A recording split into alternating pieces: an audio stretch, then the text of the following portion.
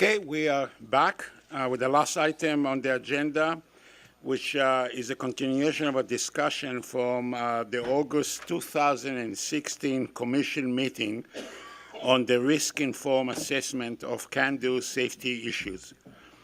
This is outlined in CMD 17M12 and M12.A. We also, joining us here, Mr. Tolgiesi and Ms. Velshi, as they were also present at the August meeting, and they are joining us here to pursue this discussion. Mark? Yes, I've got a few contextual comments or remarks. So as the President indicated, this is the continuation of a Commission meeting item first presented in August 2016. The Commission determined that this item should be continued so that CNSC staff could present a table dealing with all 74 CANDU safety issues, and that a more fulsome discussion could take place at a later date, that is today, to address matters raised by the three interveners who also participated in August. In this regard, the Commission members will refer to documents filed both for the August 2016 and the March 2017 proceedings. The objective of this item is not to close CSIs, as these will always remain in one of the three categories. It is more an assessment of progress being made on the consideration of these issues, including the recategorization of CSIs towards other or lesser categories, that is either Category 1, where it is no longer an issue because it has been satisfactorily addressed, or Category 2, where appropriate controls are in place to maintain safety margins. And this as a result of developments in the research and understanding of these issues. A question period, for which no time limit has been ascribed, will follow the presentations, first by CNSC staff, followed by Dr. Greening, then Dr. Nijawan, and the consideration of Dr. Duguay's submission, who will not be joining us today. A notice was issued to invite the three interveners who participated in the August meeting. Dr. Greening and Dr. Nijawan, as I indicated earlier, will present verbally, and Dr. Duguay filed his written submission. And all of these will be considered in a single question period that will follow all presentation. Mr. President. Merci, Mark. First, let me check to see if Dr. Nijawan, are you online? Can you hear us? Welcome, sir. Welcome back, sir. Yes, I'm here, sir. Thank you. So I will turn now to CNSC staff for their presentation. Mr. Frappier, the floor is yours. Thank you very much. Good afternoon, Mr. President and members of the Commission. For the record, my name is Jerry Frappier, and I'm the Director General of the Directorate of Power Reactor Regulations. Staff are here to present further information on the risk-informed assessment of CANDU safety issues to the Commission. With me today are Dr. David Newland, Director General of the Directorate of Assessment and Analysis, and Dr. Doug Miller, Lead Technical Advisor for the Directorate of Major Project Management and Regulatory Improvements, as well as technical staff that will be available for questions. In the August 2016 public meeting of the Canadian Nuclear Safety Commission, CNSC staff presented a technical briefing, Commission Member Document 16M34, entitled Risk-Informed Assessment of CANDU Safety Issues. CMD 16M34 described the approach taken to assess the current status of design and analysis of safety improvements initiatives and research for Canadian CANDU reactors, and to develop a path forward for their timely implementation. After deliberations, the Commission decided to continue the discussion on the status of CANDU safety issues that was started in August 2016 Commission meeting, as there was limited time to disposition interveners' comments on the CANDU safety issues. CMD 17M12, which is before you today, continuation of Commission meeting item risk-informed assessment of CANDU safety issues, was published in December 2016, and it provides dispositioning of interveners' comments and information on the recategorization of CANDU safety issues. I'd like to give a little bit of background, but first, to be clear, nuclear reactors operating in Canada meet regulatory requirements, and licensees are qualified and are making adequate provisions to operate the reactors. Safety cases for currently operating reactors fully apply the defense in depth framework and have appropriately conservative safety margins. But a healthy safety culture of a nuclear regulator includes having a questioning attitude, looking for opportunities to continuously improve safety and increase regulatory knowledge. Ongoing regulatory research and taking operating experience into account are key aspects of continuous safety improvement and increasing our regulatory knowledge. The risk-informed assessment of CANDU safety issues focuses on the activities undertaken to confirm the adequacy of safety margins, increase regulatory knowledge, and enhance the safety of CANDU reactors. In 2007, CNSC staff were the main contributors in the development of an IEA technical document on generic safety issues for nuclear power plants with pressurized heavy water reactors. An initial list of technical issues was developed using the IEA technical document. We have consolidated the safety issues in the technical document with the CNSC's previous generic action items, which include findings from ongoing nuclear safety research and experience feedback from regulatory oversights of currently operating reactors in Canada and worldwide. Collectively, these technical issues are referred to as CANDU safety issues. As discussed, ongoing regulatory research and taking operating experience into account are key aspects of continuous safety improvement and increasing regulatory knowledge. While the CNSC staff have reported on these initiatives in regulatory oversight reports over the years and during license renewals, CMD's 16M34 and today's 17M12 consolidates the CNSC staff reviews. This presentation describes the current status of these CANDU safety issues and addresses feedback from interveners. As a reminder, the initial list of CANDU safety issues were assessed as follows. CNSC experts first considered whether the item was addressed in the design of Canadian CANDU reactors, whether licensees have matured safety and control measures in place, whether licensees have made design upgrades. If one or more of these criteria were met, the item was determined not to be an issue in Canada. These items are referred to as Category 1 CANDU safety issues. Next, we considered whether existing measures need additional confirmation or if improved knowledge or understanding was needed to confirm the adequacy of safety margins. If the answer was no, it was determined that the licensees have appropriate control measures in place to address the issue and to maintain safety margins. These are referred to as Category 2 safety issues. An issue was categorized as Category 3 CANDU safety issue if further experiments and/or analyses are required to improve knowledge and understanding of the issue or to confirm the adequacy of safety margins. In this case, the CNSC's risk-informed decision-making process was applied to develop the path forward, i.e. the risk control measures for issue resolution. The CNSC will reconfirm the adequacy of safety margins and monitor licensees' management of the issues to ensure its timely and effective resolution. So to summarize, Category 1 issues are not an issue in Canada. A CANDU safety issue is determined to be Category 1 issue if the issue is addressed in the design of CANDU reactors, licensees have matured safety and control measures in place, or licensees have made design upgrades. Category 1 items are subject to ongoing regulatory oversight. If information should come to light regarding Category 1 CSI, the CSI will be revisited and CNSC staff will determine if regulatory actions are needed. Category 2 items, the issue is a potential concern in Canada.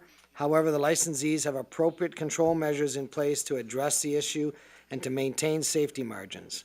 Category 2 safety issues are subject to ongoing inspection and desktop reviews. In addition, confirmatory research and development and analysis may be needed for some Category 2 CANDU safety issues. The CNSC monitors licensees' management of and progress towards resolution of these issues.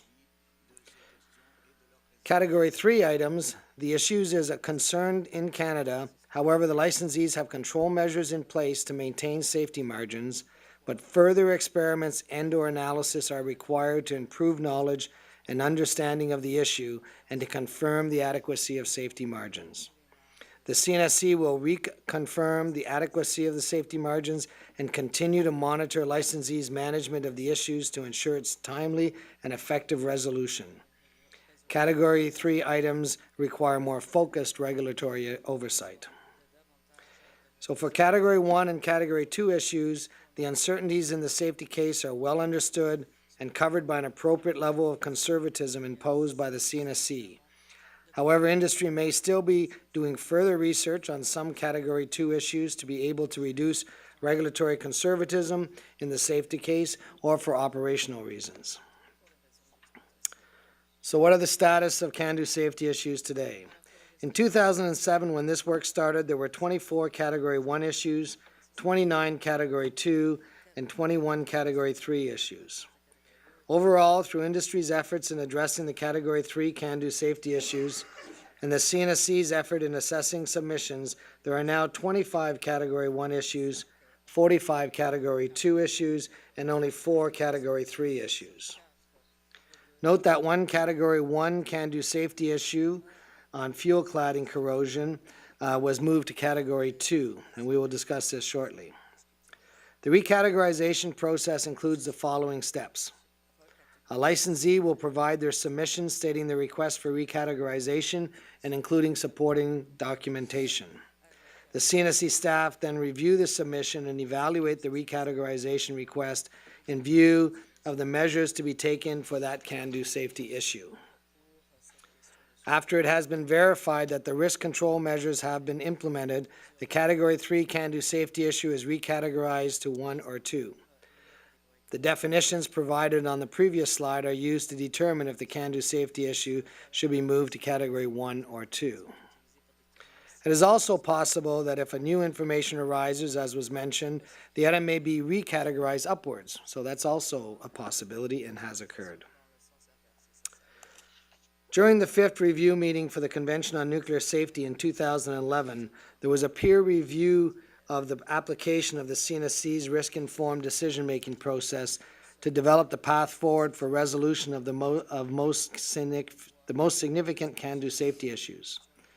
The process and its applications were accepted, and as such, the peer review under the Nuclear Safety Convention endorsed the CNSC's risk-informed categorization of CANDU safety issues. The process and its applications were accepted by the international community. There were three, coming now to the feedback on CMD 16M34, there were 3 interventions on CMD 16M34. Overall, the interveners questioned the basis for the initial categorization and recategorization of the CANDU safety issue. Detailed comments were provided regarding total loss of alternating current power, fire protection, fuel channels, hydrogen control, primary heat transport system relief capability, emergency core cooling strainers, and others. These comments will be discussed later in this presentation. CMC staff emphasizes that rigorous processes for the initial categorization and subsequent recategorizations were followed at all times. The basis for the initial categorization was documented in the CNSC report, Development of Regulatory Positions on CANDU Safety Issues, Categorizations of Safety Issues, which was published in 2007. The process followed for recategorization is as we have described earlier. CNSC staff applied their in-depth science and engineering expertise in the assessment of licensees' submissions. Independent technical panels in key areas were also established to support assessment of the licensees' submissions.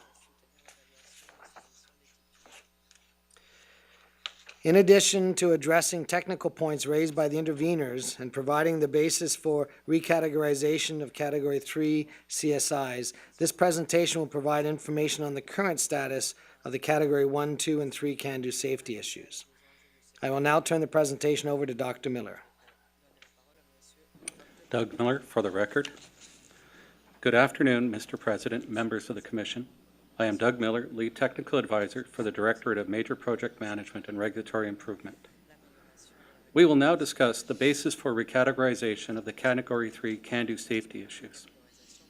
The following information was provided for each CANDU safety issue: a brief description of the issue, the measures developed to address the safety issue, and the basis for recategorization, including a summary of information submitted by licensees to support the request for recategorization, a summary of the staff assessment of the licensee submission, including the decision on whether the Category 3 CANDU safety issue is recategorized to Category 1 or Category 2, and the ongoing work for Category 3 CANDU safety issues recategorized to Category 2. As part of this work, we note that the CANDU safety issues were recategorized based on one of or a combination of design changes, analysis, research and development, or improvements in programs, processes, and procedures. The basis for recategorization of these CANDU safety issues was provided in Appendix A of CMD 17M12 and contained the information that I've just described.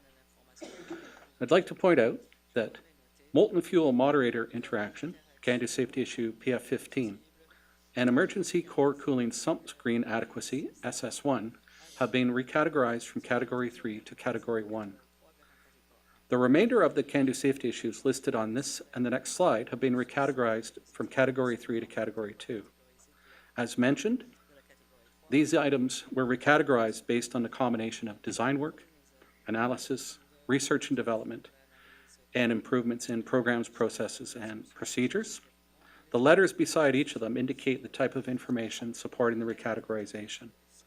And we'd like to note that none of the CANDU safety issues were solely recategorized based on analysis. It's always a combination of tools that is used to provide the information to address the concern. We would like to take this opportunity to point out that with regards to CANDU safety issue PF18, fuel bundle element behavior under post-dryout conditions, CMD 17M12 states that the independent technical panel proposed a derived acceptance criteria of 600 degrees Celsius. To be clear, this did not portray the acceptance criteria accurately. A set of criteria addressing possible damage mechanisms to the fuel and fuel channel have been established through the industry work, and licensees must indicate what criteria they will use in their safety case. They do have flexibility in the criteria they propose, and it's up to them to make their case that it's suitable for their facility. There is also another item that we would like to note with regards to the documentation for CANDU safety issue AA3. So this is found in Appendix A of CMD 17M12, is that the CNSC assessment that's referenced was based on discussions held with industry up to 2012, and the industry submissions are in accordance with these discussions. We will now discuss the status of Category 1, 2, and 3 CANDU safety issues. CNSC staff reviewed the basis for the recategorization of Category 1 CANDU safety issues. The status was documented in Appendix D of CMD 16M34, Risk-Informed Assessment of CANDU safety issues. There are currently 25 Category 1 CANDU safety issues. As part of the meeting process, no comments were received on 18 of the Category 1 CANDU safety issues. The names of these items are listed in the appendices to this presentation. Comments were received from interveners on 7 Category 1 CANDU safety issues, and they're listed on this slide. Further detailed information on these issues is provided in the appendices to this presentation. Based on the CNSC review and consideration of feedback from interveners, no new issues have been identified regarding the Category 1 CANDU safety issues. CNSC staff conclude that Category 1 CANDU safety issues are categorized appropriately. It is important to note that if new information comes to light regarding a Category 1 CSI, the CSI will be revisited and CNSC staff will determine if regulatory actions are needed, and we do have the example that we'll get to. We will now turn our attention to the current status of the Category 2 safety issues. CNSC staff have reviewed the basis for recategorization of Category 2 issues. The status was documented in Appendix E of CMD 16M34. There are currently 45 Category 2 issues. Through the process, no comments were received on 30 of the Category 2 issues. These are listed in the appendices to this presentation. Comments were received on 15 of the Category 2 issues. These are listed on this slide and the next. Further detailed information on these issues is provided in the appendices to this presentation. Please note that RC2 on fuel cladding, corrosion and fretting has been moved from Category 1 to Category 2. This was due to operating experience in the past few years related to an increase in deposits on fuel bundles in one reactor and excessive fuel bundle vibration being identified at another reactor. This is a case where an issue has been recategorized to a higher category based on new information. So slide 24 just presents the remainder of the 15 items. Based on the CNSC review, no new issues have been identified regarding the Category 2 CANDU safety issues. CNSC staff conclude that these Category 2 issues are categorized appropriately. And as for Category 1 items, it is important to note that if new information comes to light regarding a Category 2 CANDU safety issue, it will be revisited and CNSC staff will determine what regulatory actions are needed. Turning our attention to the Category 3 CANDU safety issues. First, we would note that the industry has made significant progress in implementing the risk control measures for the CANDU safety issues, thereby enhancing the safety of the reactors.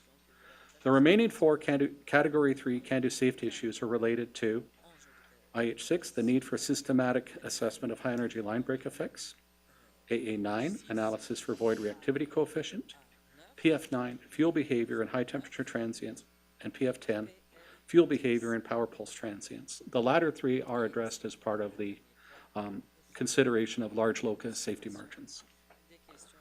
The regulatory positions and path forwards for addressing these Category 3 issues are well established.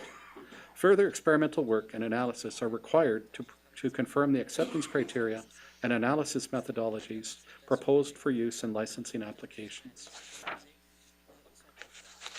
Through the process, in addition to the comments on specific CANDU safety issues, interveners provided questions of a more generic nature.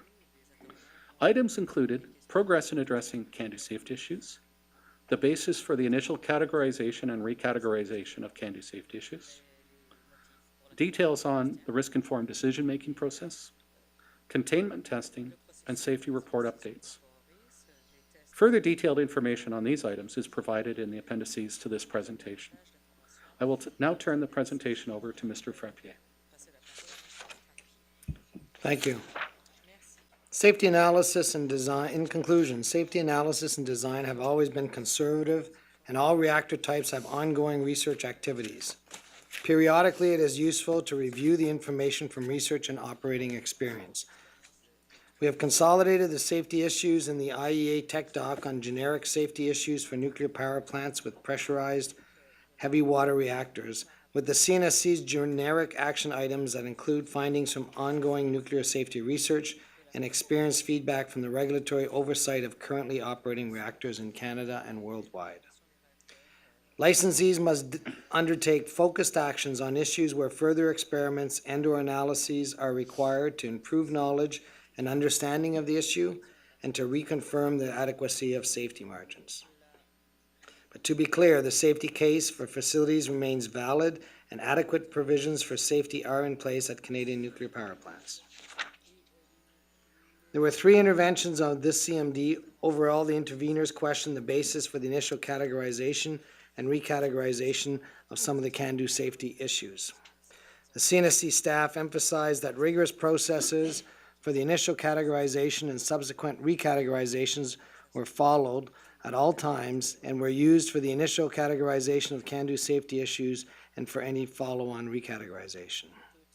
The basis for the initial categorization was documented in the CNSC report, Development of Regulatory Position on CANDU Safety Issues, Categorization of Safety Issues, which was published in 2007 and confirmed in CMD 16M34 and 17M12.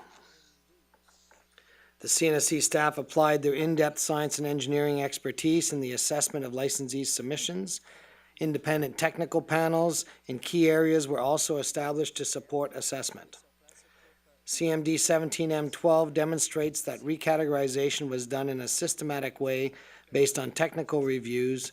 In no case was recategorization done only as, quote, a paper exercise. There was always either an improvement to licensees' programs, an improvement to physical design, or increased knowledge through research to support the recategorization.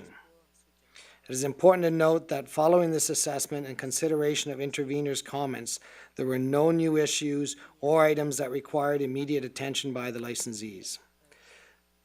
To our conclusion is that the basis of recategorization for the CSIs remains valid. Ensuring safety and looking for safety improvement of opportunities is a never-ending task and requires ongoing research and attention to operating experience. Going forward, we will continue to identify and establish the path forward for any safety concerns through the periodic safety review process, carried out in accordance with CNSC's Reg Doc 2.3.3 periodic safety reviews, and of course, our ongoing compliance program, which occurs every day in the plants throughout the country. All safety issues, including CSIs, are tracked under the CNSC's Regulatory Information Bank. Any research subject that is related to a safety issue or has any safety significance concerns are also tracked and reported on through the regulatory oversight reports. Staff updates the Commission on an annual basis on these matters through our NPP regulatory oversight report. So now comes the interesting part. CNSC staff is ready to go through the details of the appendices, if that's the Commission's desire, and or answer any other questions. Thank you. Thank you.